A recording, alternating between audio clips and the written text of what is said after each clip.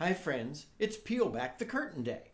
I'm still working on practicing and learning and deciding how I want to ornament the slip jig, A Fig for a Kiss.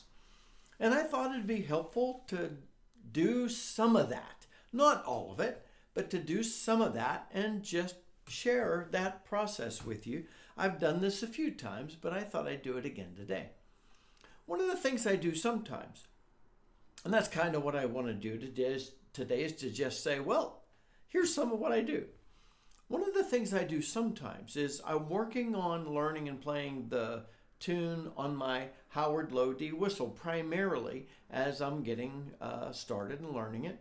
I might grab another low D whistle and work on that. Every whistle we've talked about provides different dynamics, different variations, and you might find that one tune you enjoy playing better on a different whistle than the one you normally play with. Or you might just want to play a different whistle different times. So sometimes though, I'll grab a high D whistle in order to experiment with the tune because I find that my fingers are able to move a little faster on the high D, and I have heard that from some of you. I can get my fingers moving faster on the low D, but it takes me a little more practice. So I can more easily play a little faster on the high D. So a couple of things I'm working on today. I'm working on seating the tune in my memory and experimenting with some ornamentation. Like I said, I'm not going to drive down that whole path, but I'm going to do a bit of each of that on my high D and then show you my transition to my low D for that. So first, I'm working on memorizing the tune. I have a reasonable handle on it, reasonable. So I'll just start playing. And I already have some ornamentation ideas, and I'll talk about the ornamentation in a minute. But I'll just start playing at a pace with which I'm comfortable.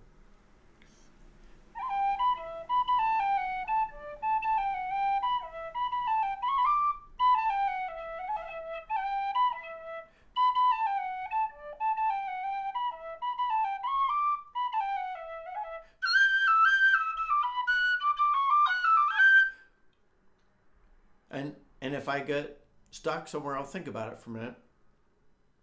Walk into that second part again.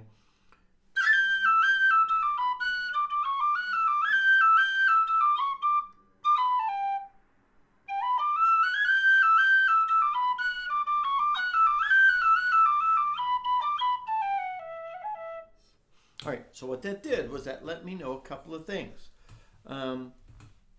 Just playing it through once, I found as I went through that first part, I like that little wren there,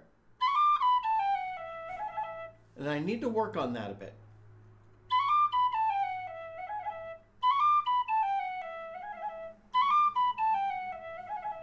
And then you know that I enjoy working on pieces of a tune, but they need to be stitched together. Now it was in that first phrase of the second part that I was having some trouble, so I'm going to walk into that too.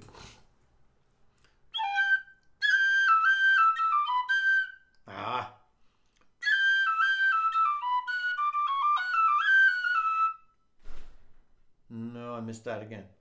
Just keep working it. You've got to feel the tune, you know?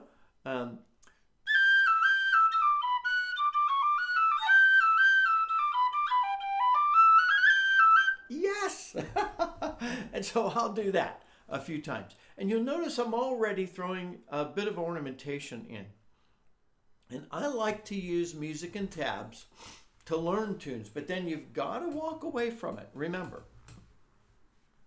But in using music and tabs, I'll make some little notations, like I want to remember to hit a slide on moving into that second bit.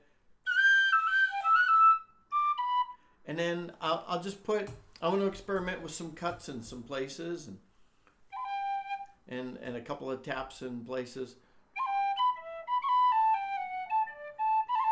And I'm feeling like an ornament at the start of that triplet run after the heavy light. So I'm playing with that some too. So I'll experiment with that, and I'll just run the whole tune. I've listened to a few people, get some ideas. I need some more, but I'll start experimenting with that.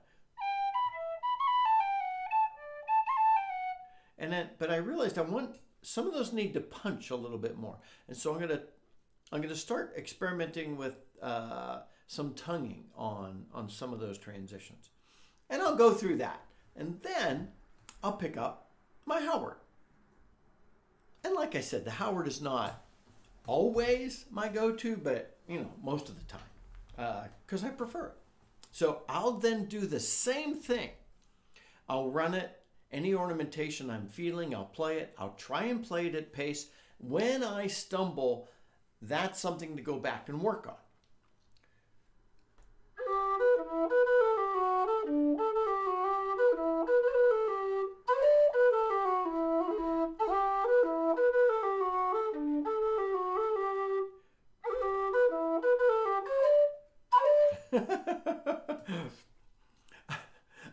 I'll do this too.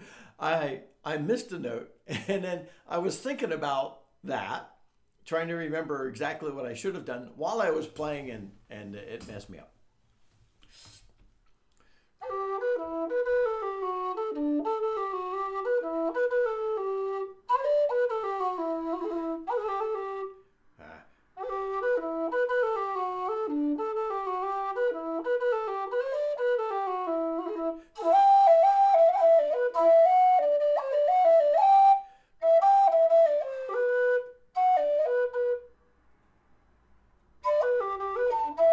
Okay, now that, if it was just a little mess up, I'd keep going. But something that, like stumble, fall on my face, I'd go back to that, to the opening, to the second bit.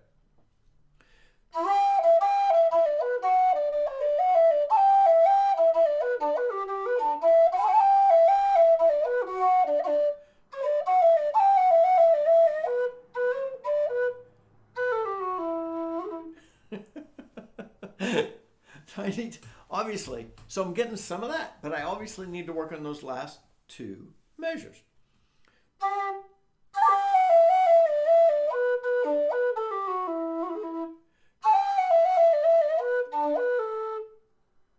Nope, just lost it completely.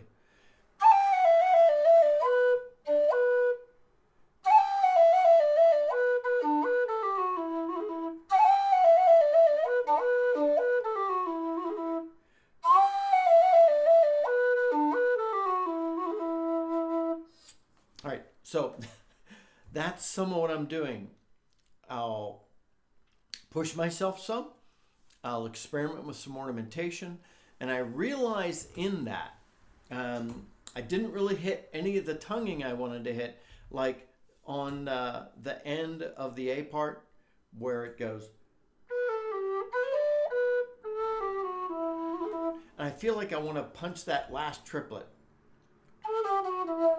But I don't want to punch it so hard that it's breaking or it's slowing me down. So I'm gonna play with that to see if I can pull that off. Maybe I just want to moderately tongue a couple of those notes. Anyway, that's some of what I'm doing.